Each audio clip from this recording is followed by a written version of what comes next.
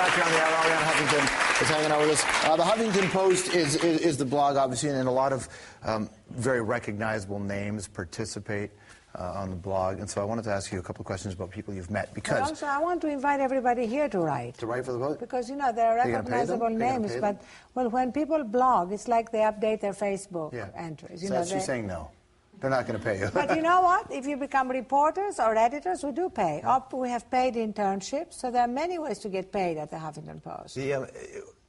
I suppose, has the paper's mandate changed at all? The website's mandate changed over the years from when you first started it? Oh, it's changed dramatically, constantly. You know, we started by being primarily about politics. Now we have 18 sections, including living, style, media, entertainment.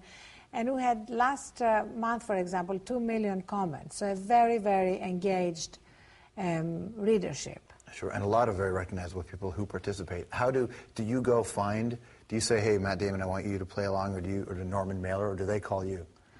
Both, but for example, I'm here with you now. George, are you going to write for the Huffington Post? If you start a sports section, I will. Yeah, I do have a sports section. Then I'll write for your sports section. I started it for you. Okay. Okay.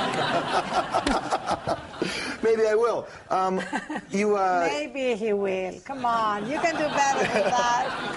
Well, we need to talk. Okay. We'll talk about it. Okay, we'll talk about it. All right, fine. I've learned from watching politics, never to commit to anything on camera. Is it true that the Huffington Post idea started at a party?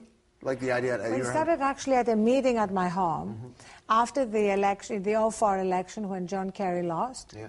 And people were wondering, how could he lose after 4 years of George Bush? Anyway, we won't go there. and so I brought a lot of people together to look at what can we do? What can we do to make sure that the media tell a better story, you know, stay with the facts again and again, because I feel that the mainstream media suffer from attention deficit disorder. You know, they get easily bored and they move on. And the good thing about new media like the Huffington Post, that we suffer from obsessive-compulsive disorder.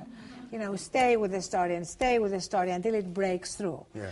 So that was the beginning of getting together with my business partner, Kenny Lair, and founding the Huffington Post, which went live in May 2005. So we're going to be 5 years old in May. That's an incredible accomplishment. You've had a lot of... So tell me about people you've had at some of your parties, or people you may have come across. What do you think when I say John McCain? Well, you know, John McCain was somebody who was a friend of mine, whom I really respect in a lot of ways because of his views on campaign finance reform, for example, which is a big issue now with the Supreme Court decision. So I never quite understood what happened to him, because I remember at a party after the 2000 election, when, remember, he was badly treated and bruised by George Bush, he told me he didn't vote for George Bush. That's how he felt. And so what's happened to him... And that's a big admission. A big admission. From a senior Republican to tell you that. And, you know, he's a maverick, and I like that about him. And, you know, right now he's saying he's not going to vote for Ben Bernanke. So he follows his own drama.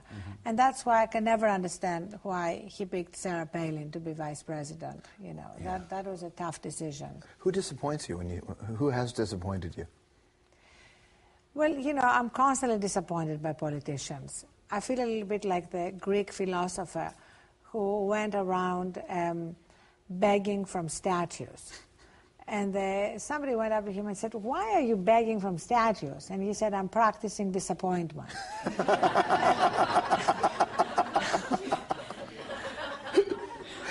And that's how I feel about politicians, because they are one kind of human being when they campaign and another human being after they get elected. And that's sad. Absolutely. It's good to see you. Thanks for coming in. Thank you so much. Always a pleasure.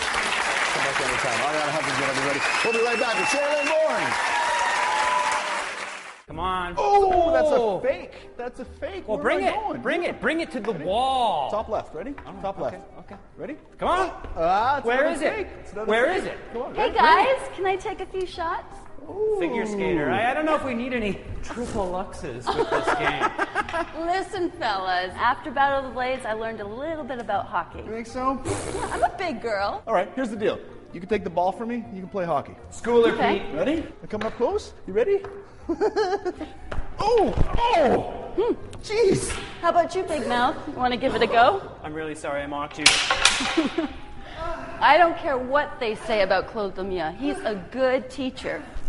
Oh!